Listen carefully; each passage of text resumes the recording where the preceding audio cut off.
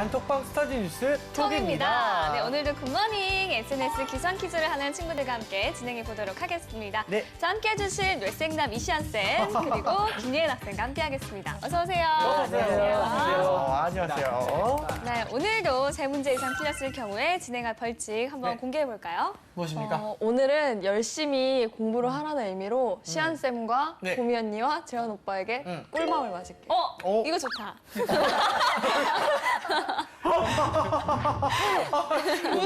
우리는 가위바위보에서 한 명이 몰아때리기 할까요? 몰아때리기 하려고 우리는 진짜로? 좋은데요? 그러게요. 네. 우리는 몰아때리기. 이렇게 좀 폭력적으로 할 수 있구나. 이게 너무 행복합니다. 알겠습니다. 일단 학생들의 그 셀프 벌칙 영상은 저희 방송 마지막에 공개를 하도록 하겠습니다. 네. 그러면 일단 공부 시작해볼까요? 다 같이 열려라! 단톡방! 단톡방! 네, 안녕하시어요. 오늘도 톡방이 열렸습니다. 그러게요. 자, 톡방 퀴즈 규칙 말씀드릴게요. 네. 문제가 나간 이후 5초 이내에 대답해 주시면 되고요. 모르겠다 싶으면 MC 찬스 쓰셔도 좋습니다. 시안쌤 힌트 조금만 주세요. 네. 주지 말란 소리 들리는데요, 많이 지금. 주세요. 네. 자, 그럼 문제 풀어볼게요. 같은 잠자리에서 다른 꿈을 꾼다는 뜻을 가진 고사성어를 무엇이라고 할까요? 이거 너무 쉬워요. 너무하네요. 이거 초등학생도 알 것 같아요. 5초 카운트 들어갑니다. 전문 발검 이런 류예요, 막. 정답은 동상이몽이에요. 동상이몽. 네. 근데 타 프로그램 얘기되는 겁니까, 이거? 정답입니다. 네, 이거 참.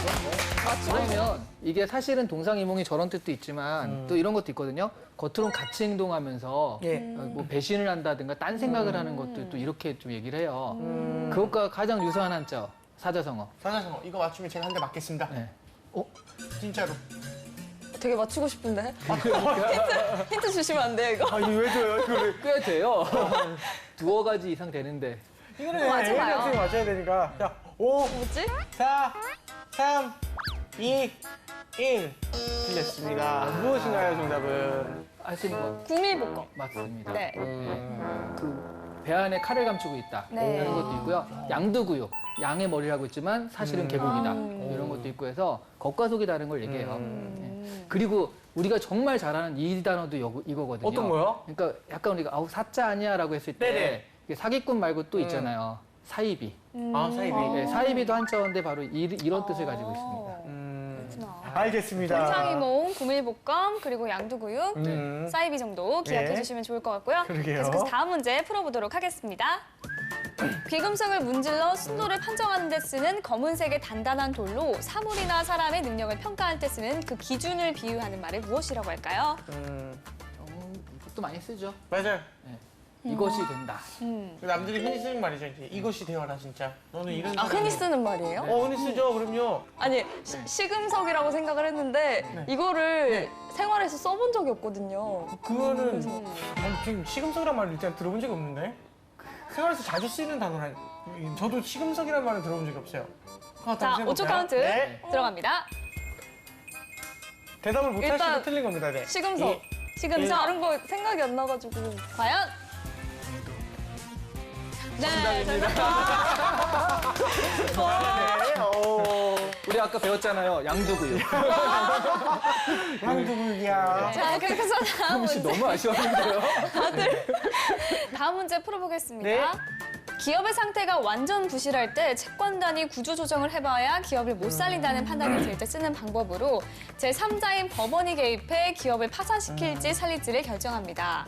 땡땡땡땡가 시작되면 모든 채권의 효력이 정지가 돼 그 손실을 채권자가 모두 떠안게 되지만 부도를 낸 사주의 민사상 책임은 면제가 되고 경영권도 기업에 남습니다. 일단 모르겠네요. 그래요? 이거 되게 자주 나오는데. 둘 중에 하나가 헷갈릴 거라고 생각했는데. 자, 일단 아쉽게도 5초 카운트를 세야 될 것 네, 같습니다. 알겠습니다. 오늘 카운트 너무 빠르지 않아요? 아니요, 그렇지 않는데요. 자, 5초 카운트 들어갑니다. 들으면 알 것 같은데. 알죠? 네. 들으면 분명히 알 텐데.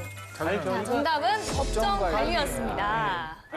저 헷갈릴 만한 게 법정관리와 워크아웃이거든요. 네. 그 법정관리는 여기 나온 대로 그러니까 법원이 판단하는 거고요. 워크아웃은 비슷한데 채권단, 은행이 판단하는 거예요. 채권단끼리 이렇게 해가지고 네. 좀 기회를 주자. 음. 그래서 이제 살때 까는 게 워크아웃이라면 이거는 뭐 법원 자체가 이렇게 그 정부의 그 공권력이 개입하는 그런 거니까 좀 다르게 접근할 수 있죠. 그렇군요. 네, 알겠습니다. 예, 그럼 알겠습니다. 다음 문제도 한번 풀어볼게요. 네. 모든 제도화된 정치 조직, 권력, 사회적 권위를 부정하는 사상 및 운동을 무엇이라고 할까요? 네, 5초 카운트 주세요. 진행 적절합니다. 아, 네. 그 내용은 들어본 것 같은데요. 네. 단어가 기억이 안 나요. 아, 그렇죠. 분명 그렇죠. 들었는데 네. 5초 카운트 좀. 어떻게 좀 더 생각을 하면 날 것 같아요? 아니에요. 아, 그럼 네. 야. 자, 그렇다면 5초 카운트 들어가도록 네. 하겠습니다. 아, 역시 제일 재밌어. 2, 1. 자, 모르죠? 모르겠어요. 네. 네, 정답은 아나키즘 혹은 무정부주의였습니다. 무정부주의. 네. 아, 아나키즘. 네. 이게 사실은 아나키즘이 되게 좋은 거예요. 왜냐하면 사람은 선하다라는 전제하에서 그러니까 어떤 정부라든가 제도 없이도 잘 살 수 있을 것이다. 네. 근데 괜히 인위적으로 개입하면 오히려 사단이 난다. 이런 개념이거든요. 네. 그래서 정부 없이 그냥 이렇게 살자라는 건데 이게 이제 우리나라 그 예전에 일제 시대 때 네. 그때 정부가 일본이었잖아요. 네. 네. 그러니까 그때 아나키즘 운동을 하면서 약간 폭력주의랑 연결이 되면서 아나키스트하면 뭔가 폭력을 행사하는 그런 것처럼 됐지만 사실은 원래 뜻은 그런 건 아닙니다. 알겠습니다. 네. 이런 폭력과는 무서워서 좀 상관이 못하겠어요. 자, 아, 제가 때리지 않아요. 우리 셋 중에 한 명이니까. 아, 그러네요. 아, 마지막 문제가 남았잖아요. 이거 맞추면 돼요. 네, 마지막 맞출 거예요. 자, 현재 4문제 중에 2문제를 맞췄습니다. 마지막 문제 풀어볼게요. 네.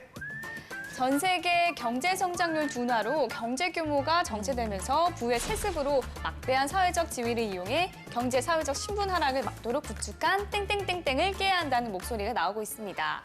땡땡땡땡은 무엇일까요? 알아요? 그 유리천장 이런 건가요? 아니요, 그런 건 아니에요. 그럼 힌트 좀 주세요. 유리천장이랑 비슷해요. 비슷해요? 비슷한데, 반대되는 비슷한데 헷갈릴 거라고 생각해요. 반대되는 유리 바닥. 자, 그러면 5초 카운트 들어갈게요. 네, 정답은 유리 바닥입니다. 유리 바닥. 과연? 네, 유리 바닥 정답입니다. 딱히 뭐 기쁘진 않네요. 그 우리나라는 저 유리바닥이라는 말을 다르게 써요. 뭐라 쓰냐면 금수저. 금수저. 그러니까 금수저를 물고 태어나면 이 밑으로 안 가잖아요. 그렇죠. 런 것처럼 그 부의 세습이라는 그런 측면에서 더 이상 내려가지 않는다라는 개념으로 그 미국에선 저렇게 얘기하고 우리는 금수저라고 얘기하는데 이게 우리의 분노의 근원인 거죠. 그렇죠. 아무리 열심히 해도 쟤네들은 아무것도 아니고 실력도 없는데도 출발선이 네, 다르잖아요. 더 내려오지도 않고 그런 분에 있어서 좀 분노하는 게 있습니다. 알겠습니다. 자, 이렇게 해서 5문제 중에 3문제를 맞췄기 때문에 오늘도 벌칙은 면제가 됐습니다. 자, 오늘 저만 어땠나요? 좋아하네. 아, 제가 지난주에 벌칙을 받아서 이번 주에는 진짜 안 받고 싶다고 다짐을 하고 왔거든요. 근데 딱밤 벌칙을 걸었더니 막 힌트도 안 주시고 다음부터 다른 벌칙을 걸어야겠네요. 이 벌칙 2월 가능합니까? 이월 가능합니다. 다음에, 네. 다음에. 아, 2월 가능합니다. 자, 이쌤 어떻게 보셨어요? 문제 수준 같은 경우는 지금 네. 뭐 좀 적절하게 뭐 법정 관리나 워크아웃 같은 것들은 사실은 정말 경제에서 많이 나온 얘기거든요. 네. 이런 부분들에 대해서 좀 잘 건드려줘서 적절하게 나온 것 같습니다. 네, 알겠습니다. 자, 이번에는 뉴스톡이 선정한 이슈 한번 공부해 볼까요?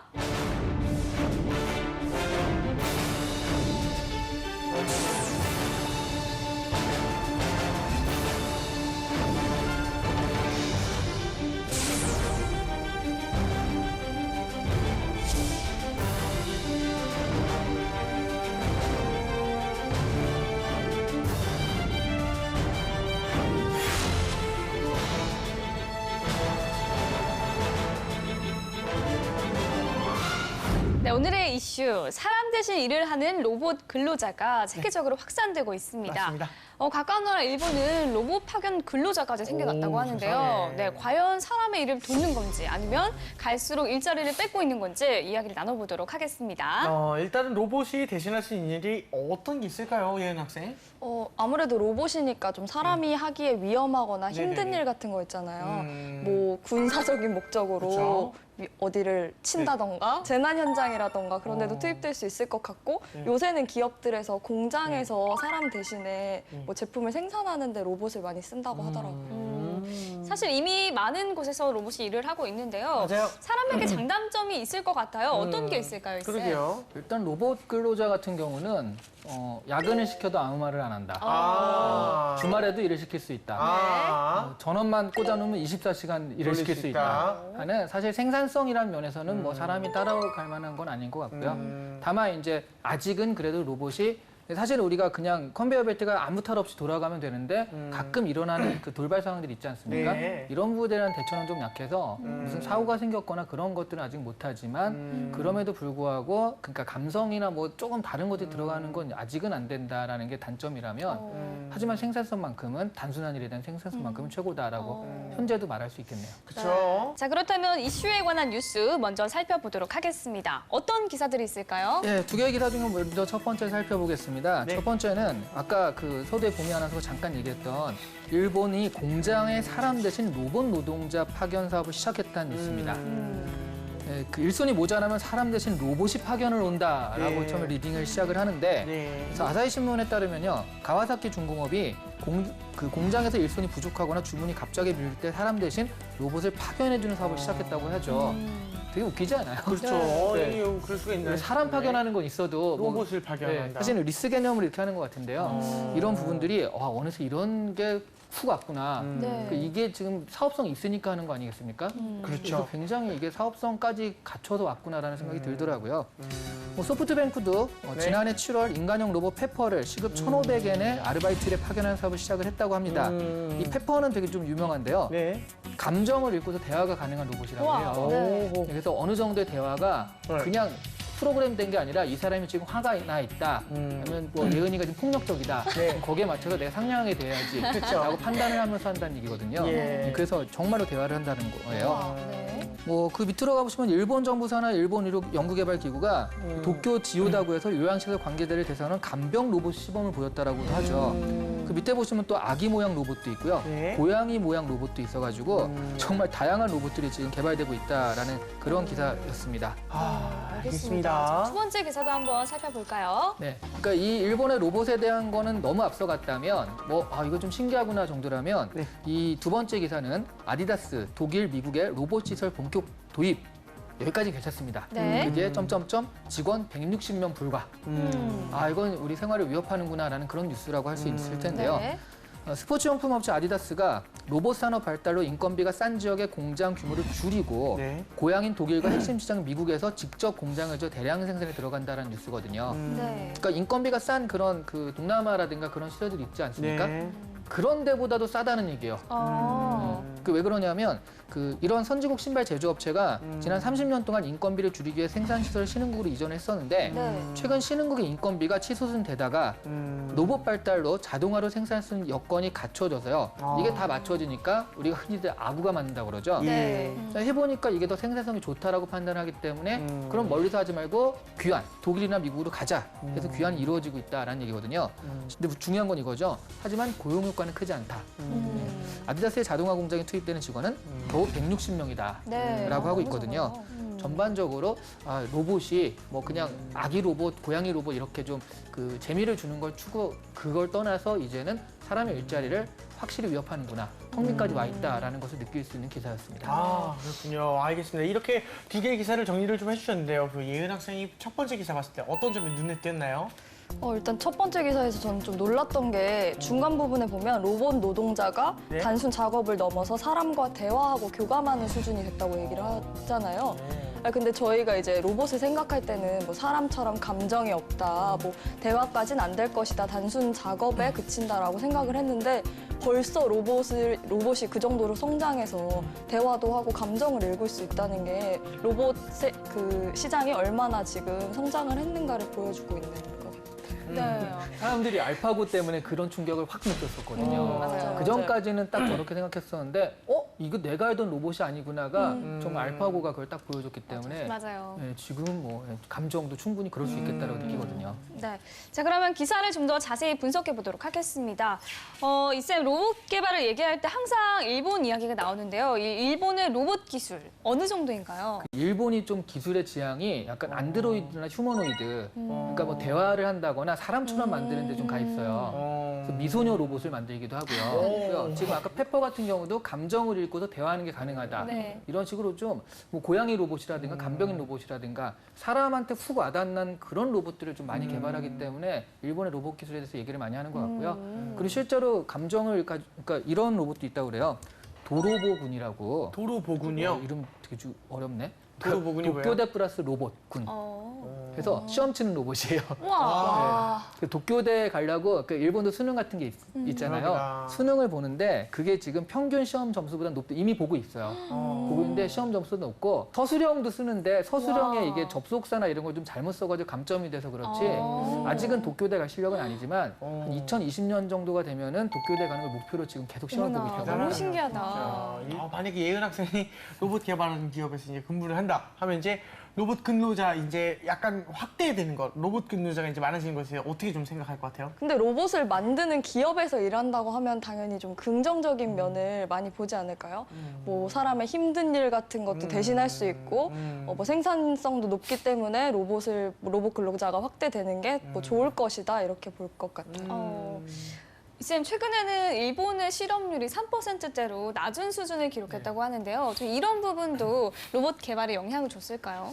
제가 생각하기에는 아주 밀접한 그 실업률과 밀접한 것 같지는 않고요. 그 일본의 실업률이 낮아진 거는 아베노믹스 때문에 그 일본의 일자리가 좀 더 많아지고 경제가 좀 되니까 지금 좀 일시적인 현상인 것 같고요. 실제로 로봇 개발을 많이 하는 이유 중에 하나는 그 일본이 대표적인 그 저출산 국가잖아요. 네. 고령 사회를 넘어서 초고령 사회로 가고 있는 사회이기 때문에 말하자면 지금 일할 사람 자체가 부족한 건 사실이거든요. 네네. 그러니까 뭐 사실 실업률도 그래서 그런 것도 있겠지만 장기적으로는 그런 면에서 나라적인 플랜이 좀 가동된다고 봅니다. 네. 그래서 앞으로는 이런 일할 사람들이 없어지고 네. 그러니까 노인 감독 로봇이 나오고 먼저 그런 것부터 얘기하는 거 아니겠습니까? 그래서 그런 어떤 그 노인들이 많아지는 사회에 대비하기 위해서 지금 준비하고 있다.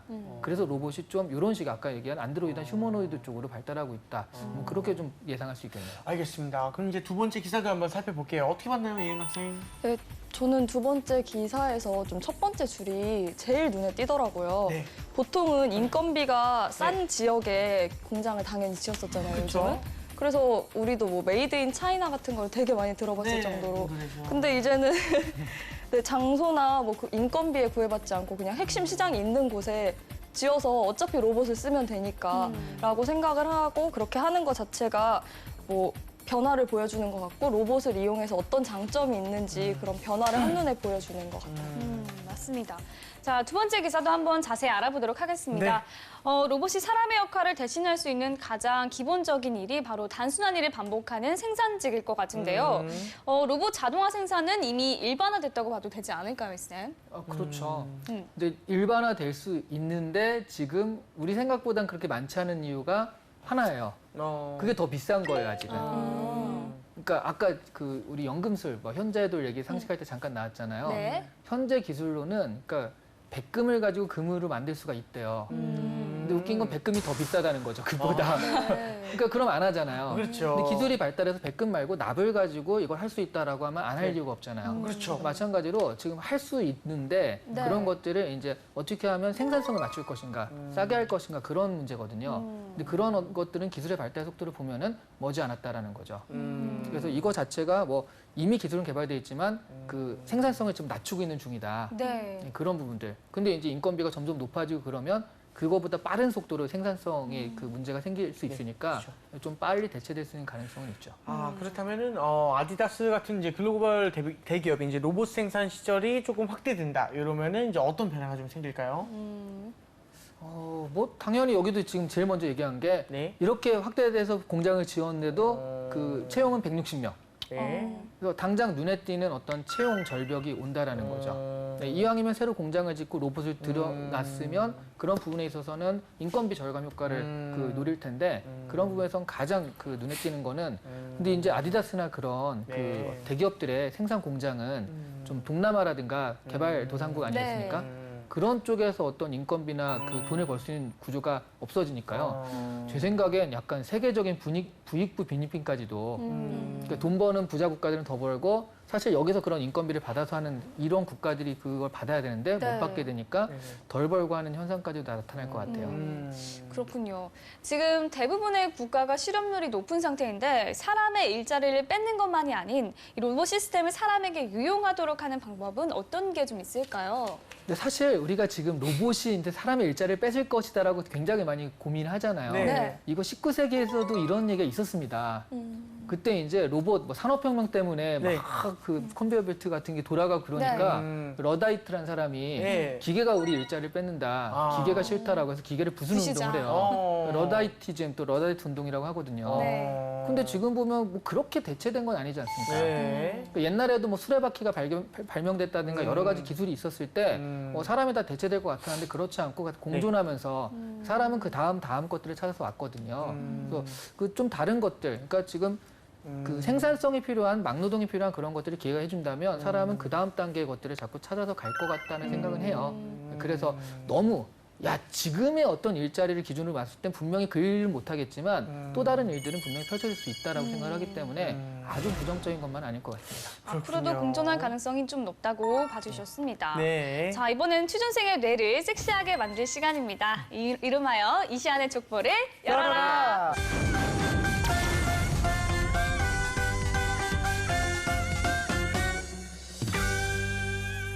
자, 오늘의 족보 공개해 주실까요? 네, 열어보겠습니다. 짠. 바다바다바담. 당신이 우리 기업의 CEO다. 공장 작업을 일정 부분 기계로 대체하면 전체적으로 연간 20%의 절감 효과가 난다고 합니다. 하지만 그 때문에 만여 명의 일자리 감소가 예상되는 상황인데요. 어떤 선택을 하겠습니까? 자, 오늘도 실전 면접처럼 진행을 해보겠습니다. 예은 학생 준비됐나요? 네, 저는 일단 기계로 대체하도록 하겠습니다. 기업들이 점점 공장에서 기계를 대체해서 비용을 감소하고 그러면 그만큼 물건 가격이 싸지는 거잖아요. 그러면 소비자들도 당연히 싼 제품을 찾게 될 텐데 똑같은 것이라면 다른 기업들이 다 그렇게 가고 있는데 우리 기업만 따라가지 않는다면 오히려 경쟁에서 뒤처질 거라고 생각을 합니다. 그래서 저는 기계로 대체를 하겠습니다. 되게 단순하네요. 그 만여 명의 일자리 감소가 예상되는 상황이라는 건 그러니까 사실 우리 기업이라는 것이 물론 돈을 버는 것이 가장 큰 목적이죠. 하지만 기업이 감당해야 될 사회적 책임 같은 것도 있잖아요. 네. 그런 부분은 어떻게 생각하세요? 그래서 그 20% 절감하는 거를 사회적 그 책임을 다하는 데 쓰도록 생각을 해봤는데요.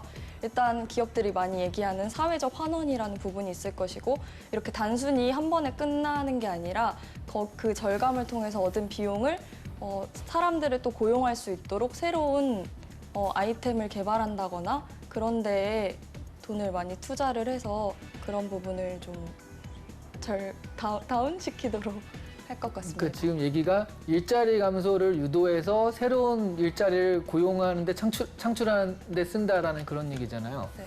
그럼 이거 일자리 감소 안 하면 되잖아요. 굳이 왜 그렇게? 그러니까 이 부분은 그러니까 사람을 인건비를 줄이게 되면은 이 정도 효과가 난다는 건데 사람이 꼭 할 수밖에 없는 일들이 있을 거라고 생각합니다. 그 부분을 찾아서 일자리를 고용하게 되면 괜찮지 않을까요? 사람이 할 수밖에 없는 일을 굳이 찾아서 하는 건 말하자면 생산성이 떨어지는 일일 수밖에 없어요. 그런데 지금 여기서 생산성을 제일 앞선에 놓고서 이런 선택을 한 기업인데 굳이 그렇게 생산성이 떨어지는 그런 선택을 할 필요가 있나요?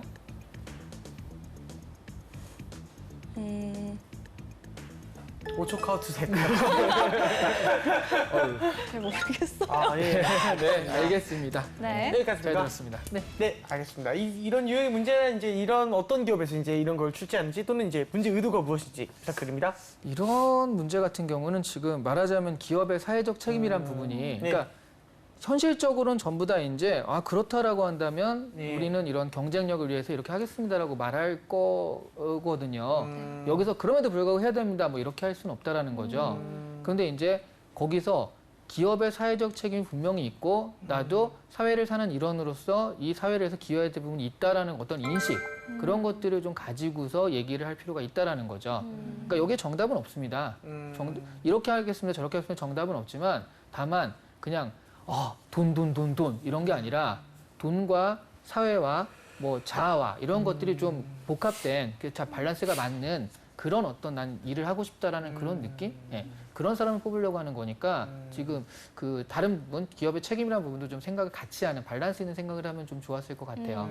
그러면 사회적 환원에 대한 얘기를 했었잖아요, 제가. 네, 네. 그 부분이 사회적 책임하고 연결이 되는 거니까 그걸 좀 더 늘려서 얘기하면 자세히 구체적으로 얘기를 하면 좋았을까요? 그 사회적 환원이라는 걸 좀 차라리 이제 봉사라는 그런 부분 아니면 이런 사람들 위해서 이걸 쓰겠다라는 식으로 하는 게 더 낫지 않았을까 싶기도 하고요. 왜냐하면 사회적 환원을 해서 다시 일자리를 창출하는 데 쓴다라고 하면 굳이 일자리를 감소시켜서 다시 창출하는 거니까 이거는 계속 순환고리가 돼서 굳이 그럴 필요가 없잖아요. 네, 그러니까 차라리 이렇게 감소된 것들을 아예 다른 일, 새로운 생산적인 그거 말고 다른 일에 하겠다라는 게 좀 낫지 않았을까 싶기도 해요. 네.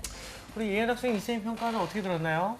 이쌤의 평가는 언제나 옳습니다. 네, 언제나 옳고 언제나 저를 한 번 더 생각하게 하는 것 같아요. 네네. 이쌤이 그동안 해주신 얘기들 집에 가서 노트에 한 번씩 적어봤거든요. 네. 쌤이 해주신 평가들 오늘도 집에 가서 노트에 적어놓고 한 번 더 생각해봐야겠어요. 아, 근데 진짜로 선생님이 말씀해 주신 거 적으셨어요? 근데 다 기억은 안 나니까 뭐 어떤 부분 생각해봐라 아니면 그동안 정쌤이 얘기해주셨던 이렇게 네네네. 대답하겠다 하는 부분들을 생각해봤었죠. 노력하는 모습이 굉장히 모습이 참 예뻐요, 좋네요. 우리 학생. 그러게요. 아, 네. 알겠습니다. 네. 자, 이렇게 해서 이쌤의 족보 한번 열어봤고요. 이번에는 단톡방 친구들과 공유하고 있는 주제 한번 알아볼까요? 네.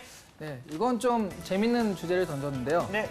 자신이 가장 개발하고 싶거나 네. 혹은 사용해보고 싶은 로봇이 있다면 어떤 것이 있겠습니까? 라고 질문했습니다. 좋아요. 네. 저는 개인적으로 그런 로봇이 있었으면 좋겠는데 나 대신 말을 해주는 사람. 나 그런 기계. 나 대신 말을 해주는 기계. 그 일자리를 위협받는 거잖아요. 좀 쉬고 싶네요. 벌써요? 벌써요? 그런 위험한 반대로 발언을? 얘기한 거야, 반대로 그냥. 예, 그냥 받아친 것 뿐이지 그렇게 진지하게 받아들이지 마세요. 왜 그러지, 그들, 우리, 저희 보미 씨는. 저는요, 네. 로봇 침대요.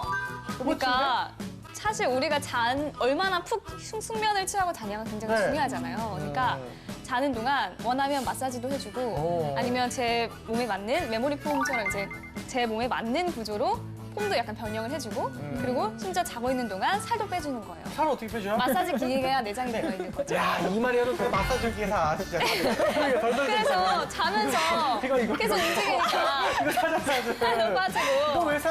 살도 빠지고 살이 안 마사지도 빠지는데. 해주고 그렇군요. 네, 좋지 않을까요? 이거. 꿈자리가 되게 사나울 것 같은데요. 네, 우리 예은 학생 어떤가요? 아, 저는 매일 하는 생각인데요. 저 대신 화장을 해주고 지워주는 기계가 좀 있었으면 좋겠어요.